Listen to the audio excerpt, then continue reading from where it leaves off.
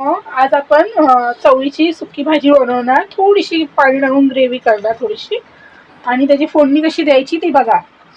तेल टाकले, 1 ते 2 चमच तेल टाकले, कढीपत्ता,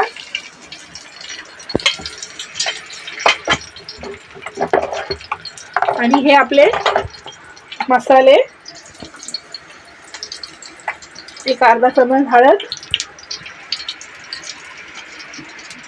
आणि ही चटणी मसाला, आपला घाटी मसाला असतो बोलतो त्याला, सगळे मसाले असतात. 2 चम्मच, 2 ते 3 चम्मच.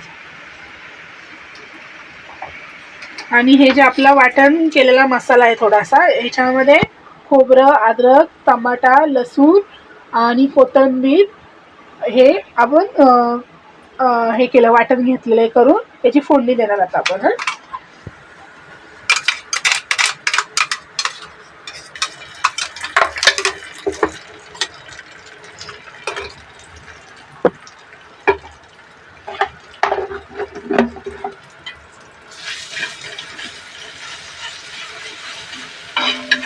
तुम्हाला तिखट हवे असेल तेवढे चटणी टाका.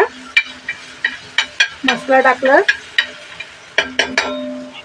आणि हे 5 ते 1 मिनिट, 1 तासभर जरा हलवलं ना, जरा तेल सुटोस्तर तर छान होणार अजून.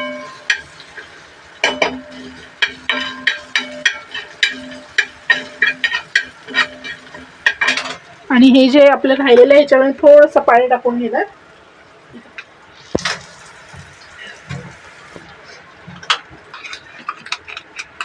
म्हणजे ते खाली चिटकणार जाईल. असं आपल्याला थोडीशी ग्रेव्हीच बनवायची आहे.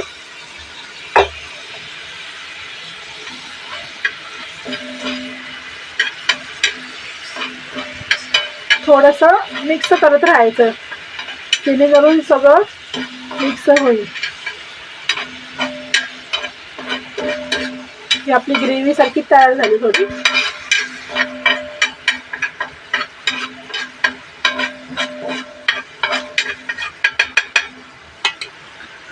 आणि आता हे बघा, तेल सुटायला लागलं त्यामध्ये. ही आपली चवळी त्याच्यामध्ये मिक्स करायची.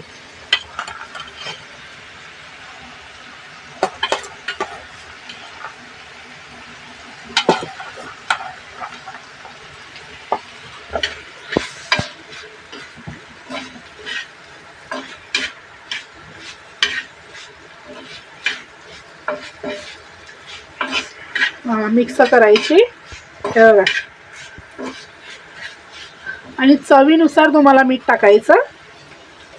ज्यांना कमी मीठ लागतं कमी, ज्यांना जास्त, तुमच्यावर आहे.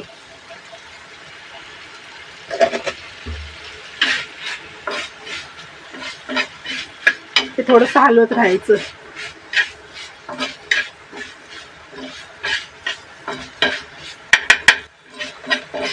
ही आपली भाजी तयारच होते आता.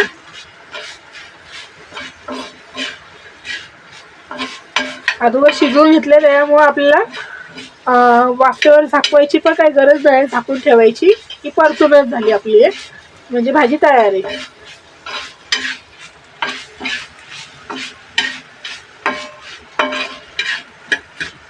हो, शिजवून घेतलेले, त्यामुळे आपल्याला जास्त वेळ लागत नाही शिजवून ठेवायला.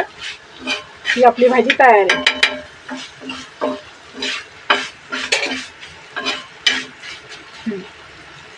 ओके, झाली आपली